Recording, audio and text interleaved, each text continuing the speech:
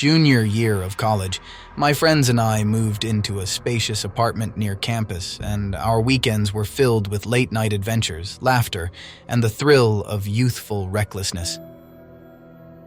It was a Friday evening, and my roommates and I were getting ready for a night out. The anticipation of the weekend buzzed in the air as we put on our party attire and exchanged excited glances.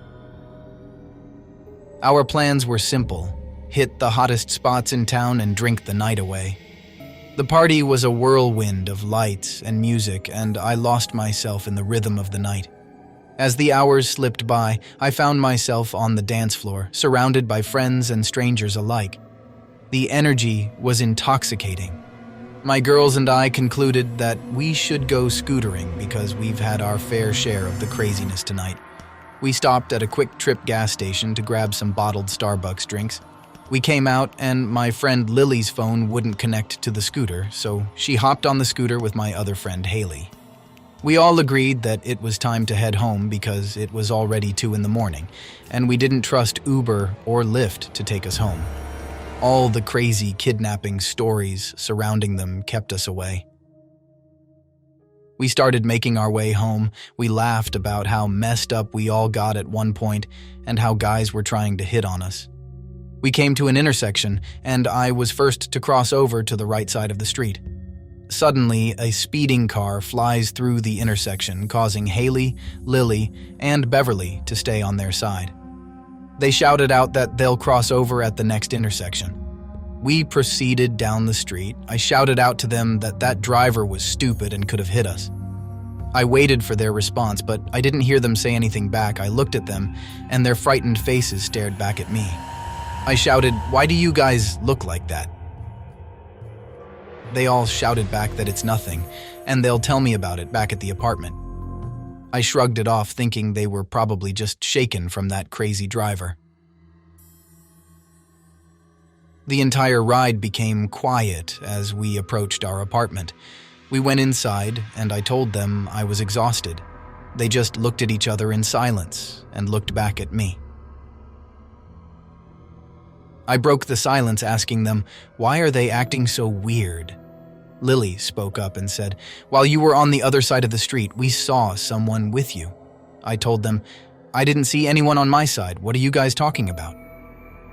Beverly jumps in the conversation and says, "No, they weren't on your side of the street. They were on the scooter, holding on to you."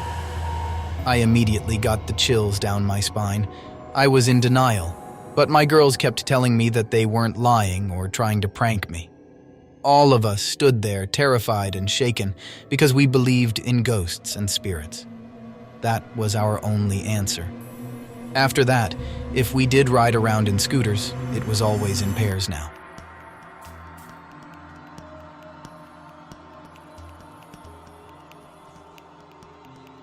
Summer break with my high school friends was over, and now it was time to embark on a new path. Some of us didn't plan on going to college. The ones who did plan on going, we all split up and attended different colleges. Living on campus meant we wouldn't see each other as much anymore.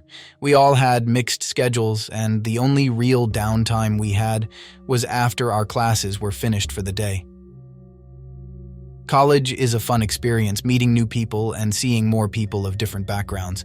Although that was nice, nothing beat the feeling of hopping into Discord with my boys after a long day of lectures. We'd stay up late playing video games and talked about anything interesting that happened the current day. One Friday evening, I hurried back to my apartment so I could hop on Call of Duty Warzone with the boys. After about 2 hours of gaming, my friends logged off because they had some things to do, and a few went out to a party. I had nothing planned for the night, so I stayed playing games. I got my Red Bull and some snacks ready. My weekend had just begun, and it was off to a great start. I'll just play until one or some of them hops back on, I thought to myself. Playing games all night was my way of having fun because it was something I could get lost in for hours and take a break from reality. As I was focused on my monitor, something caught my attention and brought me back into reality. My entire apartment studio was dark. I realized it was already 12 a.m. The moon brought in some light into my studio. I kept seeing movement in the hallway, which led to the main door. As a gamer, I knew that after some time looking at a screen can cause my vision to see random dark spots after taking my eyes off the screen. I brushed it off and went back to playing games. I checked the time and an hour had already gone by. I turned my attention back to my game, and at the same time my eyes were playing tricks on me once more. I looked at the hallway and I saw a dark figure standing there. It was hunched over and still. It stood over 6 feet tall. I blinked several times to see if that would disappear. Instead, it came closer and closer to me every time I blinked for that split second. I immediately shut my eyes hard. When I opened them again, the figure was gone. I don't know if it was actually something or if my mind got the best of me. Now my studio is always well lit, and if I'm sleeping with a nightlight. Thanks for tuning in once again. If you enjoyed, please leave a like, comment, and subscribe.